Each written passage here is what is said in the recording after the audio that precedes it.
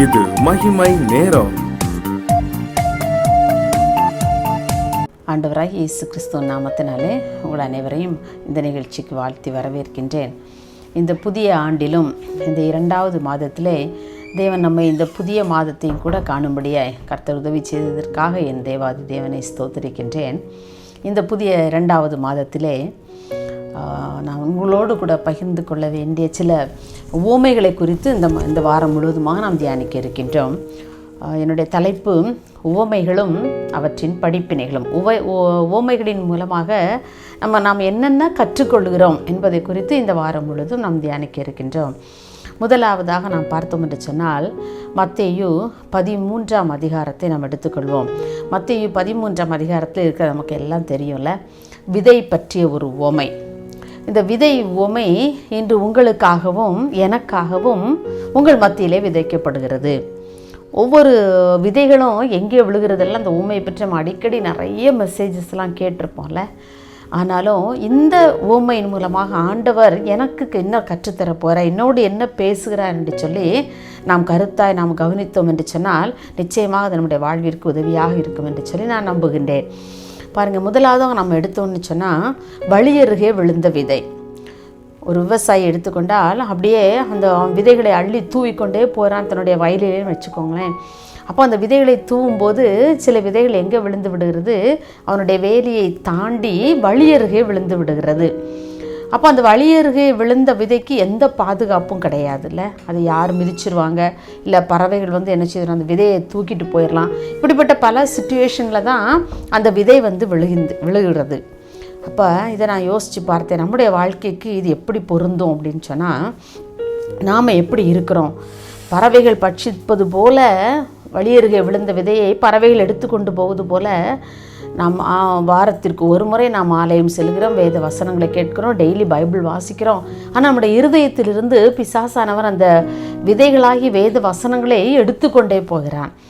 அப்போ நம்ம எப்படி இருக்கிறோம் நம்முடைய வாழ்க்கையிலே, அந்த விதை வழியருகே விழுந்த விதையானது அப்படியே பறவைகளால் பட்சிப்பதை போன்ற ஒரு உவமையாக இந்த வேத வசனங்கள் நம்முடைய உள்ளத்திலே வழியருகே கிடப்பது போல நம்முடைய உள்ளத்தில் ஆழமாக பதியவில்லை என்று சொன்னால் பிசாசானவன் அதை எடுத்துக்கொண்டு போகிறான், இருதயத்திலிருந்து எடுத்துக்கொண்டு போகிறான்.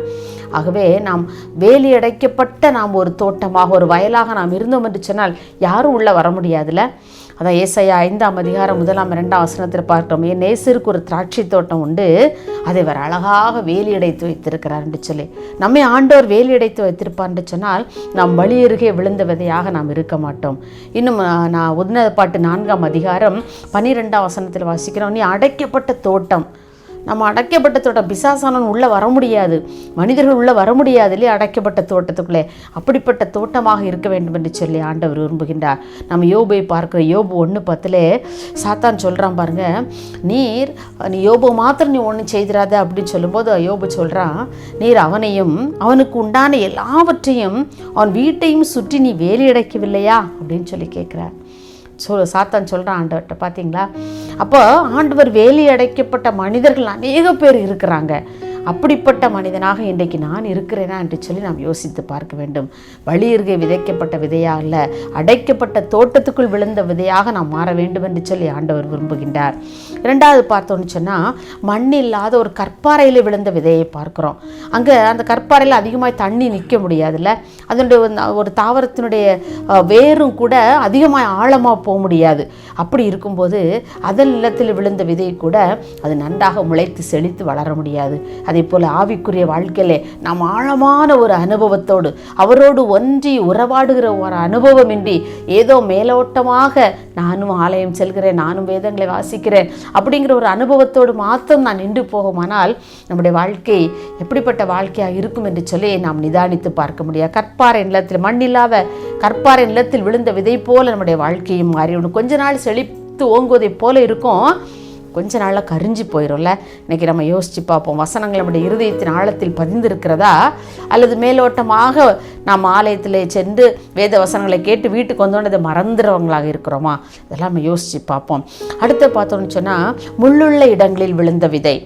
அந்த முள் விதைக்கும் போது அது முள்ளில் விழுந்துருச்சு, முள்ளுக்கு உள்ள இடங்களில் விழுந்துருச்சு. முள்ளும் வளருது, இந்த பயிரும் வளருது. ஆனால் அதிகமான அளவு ஓரளவு ஒரு ஸ்டேஜில் வளர்ந்ததுக்கப்புறம் பார்த்தீங்கன்னா முள் செடி அதிகமாக வளர்ந்து அந்த பயிரெல்லாம் நெருக்கி போட்டுச்சு. அப்போ அதால் இந்த பயிரினால் நன்றாக செழித்து ஓங்கி வளர முடியவில்லை. ஏன்னா அந்த முட்செடிகள் தான் அதிகமாக அதை ஆக்கிரமித்து கொள்கிறது. இந்த முட்செடிகளை போன்ற இந்த உலகத்தின் ஐஸ்வர்யங்கள், என்ன இச்சையுள்ள ஒரு வாழ்வு, அல்லது எனக்கு இந்த பொருள் வேண்டாம் அந்த பொருள் வேண்டாம், ஐஸ்வர்யத்தின் மேல் நம்முடைய நம்பிக்கை, நம்முடைய ஆசை, நம்முடைய பற்று எல்லாம் நம்மளை அப்படி நம்ம நெருக்கி நம்மளை சுற்றி நம்ம இருக்கிறதுனால நம்மால் ஒரு செழிப்புள்ள ஒரு வாழ்க்கை, ஆண்டவருக்கு பிரியமான ஒரு வாழ்க்கை நம்மால் வாழ முடியவில்லை. இல்லை? அப்போ முள்ளுள்ள இடத்துல விதைக்கப்பட்ட விதை எப்படி நெருக்கப்பட்டு காணப்படுகிறதோ அப்படி இன்றைக்கு நம்முடைய இருதயம் இருக்கிறதா அல்லது ஆண்டவரை நோக்கி இருக்கிறதா என்று சொல்லி நாம் சிந்திக்க அழைக்கப்படுகிறோம். கடைசி நாம் பார்த்தோம்னா நல்ல நிலத்தில் விழுந்த விதை. அந்த நல்ல நிலத்தில் விழுந்த விதை எப்படி இருக்குது? நன்றாக செழித்தது. ஒரு விதையானது 30, 60, 100 பலன் கொடுக்கக்கூடிய நிலைமையிலே அந்த விதை நல்ல நிலத்திலே, அடைக்கப்பட்ட தோட்டத்துக்குள்ளே, நன்றாக நீர் பாய்ச்சப்பட்ட நிலத்திலே விழுந்த விதையாக இருக்குமானால் நன்றாக செழித்து ஓங்கி வளரும் இல்லையா? அதே போல் நம்முடைய வாழ்க்கையிலும் கூட நாம் ஆண்டவருக்கென்று பயன்பட வேண்டுமென்று ஆண்டவர் விரும்புகின்றார். நல்ல நிலத்தில் விதைக்கப்பட்ட விதையாக நாம் அவருக்கென்று நாம் ஏதாவது ஆண்டவருக்காக நான் செய்ய வேண்டும், நாம் அவருக்காக நான் பயன்பட வேண்டும் என்று சொல்லி ஆண்டவர் விரும்புகின்றார்.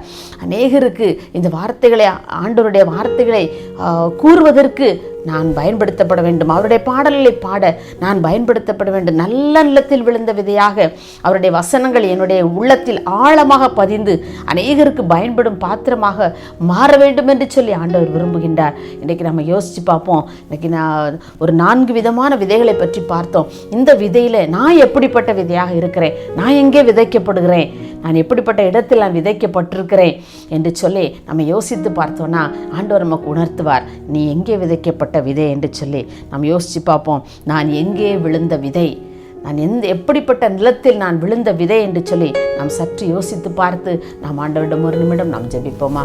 மகா இரக்கமும் கிருபை நிறைந்த எங்கள் அன்புலே சுவாமி, இந்த அருமையான முதலாம் நாளின் காலை வேளைக்காக உண்மை நன்றியோடு துதிக்கிறோப்பா.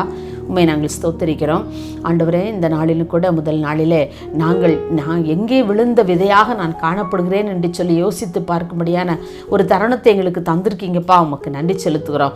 நாங்கள் நல்ல நிலத்தில் விழுந்த விதையை போல அநேகருக்கு பயன்படுகின்ற ஒரு பாத்திரமாகப்பா நீர் எங்களை மாற்றி ஆண்டவரே, நாங்கள் மற்றவர்களுக்கு பயன் தரக்கூடிய விதத்திலே நாங்கள் நடந்து கொள்ள எங்களுக்கு உதவி செய்யும்படியாக ஜெபிக்கிறோம். என்னுடைய குடும்பத்திலே நாங்கள் மற்றவர்களுக்கு உதவுகிற பிள்ளைகளாக, ஆண்டவரே தேவையுள்ளவர்களுக்கு எங்களுடைய உதவிக்கரங்களை நீட்டுகிற பிள்ளைகளாக அப்பா நாங்கள் உண்மை பற்றி அறிவிக்கின்ற ஒரு பாத்திரங்களாக அப்பா நாங்கள் மாற எங்களுக்கு நீங்கள் உதவி செய்யும்படியாக ஜெபிக்கிறோம் ஐயா. ஆண்டவரை நாங்கள் வழி அருகே விதைக்கப்பட்ட விதையாக இருந்து விடாதபடி, ஆண்டவரை கற்பாறையின் மேல் விழுந்த விதையாக இருக்காதபடி, ஆண்டவரை முள்ளுகளுக்குள்ளே விதைக்கப்பட்ட விதையாக நாங்கள் இருந்து விடாதபடி அப்பா நல்ல நிலத்தில் விழுந்த விதை போல உம்முடைய வேத வசனங்கள் எல்லாம் எங்களுடைய இருதயத்தின் ஆழத்தில் பதிந்து அது 1, 30, 60, 100 பலன் தரக்கூடிய விதைகளாக ஆண்டவரே நாங்கள் காணப்பட எங்களை நீர் எடுத்து பயன்படுத்தும்படியாய் உங்களுடைய சமூகத்தில் கெஞ்சுகிறோம்ப்பா. இதை கேட்டுக்கொண்டிருக்கிற ஒவ்வொரு பிள்ளைகளையும் அப்பா நீங்கள் கரம் தொட்டு ஆசீர்வதிக்கும்படியாய் ஜெபிக்கிறோம். நானும் நல்ல நிலத்தில் விழுந்த விதையாக அநேகருக்கு பயன்பட வேண்டுமே என்று சொல்லி அப்பா இதை கேட்டுக்கொண்டிருக்கிற ஒவ்வொருவருடைய இருதயங்களிலும் ஐயா நீர் உம்முடைய வேத வசனங்களை விதைத்து அவைகள் நல்ல நிலத்தில் விழுந்த விதைகளைப் போல அநேகருக்கு பயன் தரக்கூடியதாக கர்த்த நீர் மாற்றுகிறதற்காக உம்மை நாங்கள் துதிக்கிறோம். அப்படி செய்ய போறதற்காக நன்றி. இயேசுவின் நாமத்தில் பிதாவே, ஆமேன்.